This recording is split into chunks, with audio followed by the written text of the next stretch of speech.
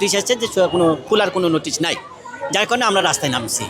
উনি ফ্যাক্টরি খুলে দুক, আমাদের দানাপানা যেটা আছে সেটা দিয়ে দুক, এরপরে উনি বন্ধ করলে বন্ধ করুক, আমাদের কোনো আপত্তি নেই, কিন্তু আমাদের দানাপানা আমাদের দুক। হচ্ছে আমাদের factory NASA complex, specially NASA গ্রুপের একটি ফ্যাক্টরি নাসা কমপ্লেক্স আমরা চাকরি করি।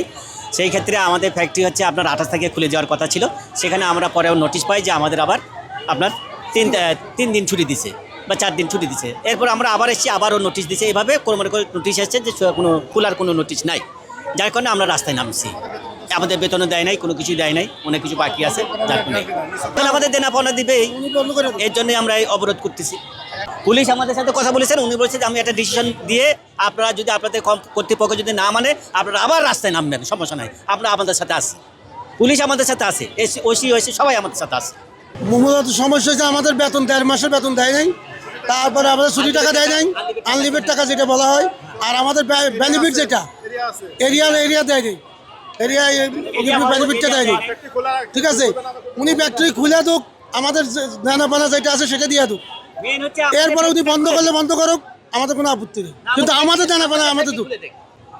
এটা হচ্ছে আমাদের দানাপানা যেটা আমরা পাবো। ফ্যাক্টরি বন্ধ রাখছে ওনারা জানে, এটা তো আমরা জানি না। ফ্যাক্টরি তো কাজ চলতেছিল, হঠাৎ করে ফ্যাক্টরি বন্ধ, এটা তো আমরা জানি না। ঈদের ছুটিতে আমরা গেলাম, ছুটি থেকে আসছি, আসার পরে একবার ছুটি বাড়াই, আবার বাড়াই। এখন আজকে আবার ডেট ছিল, আজকে আবার আসি দেখেছি 3 দিন আমরা আবার ছুটি।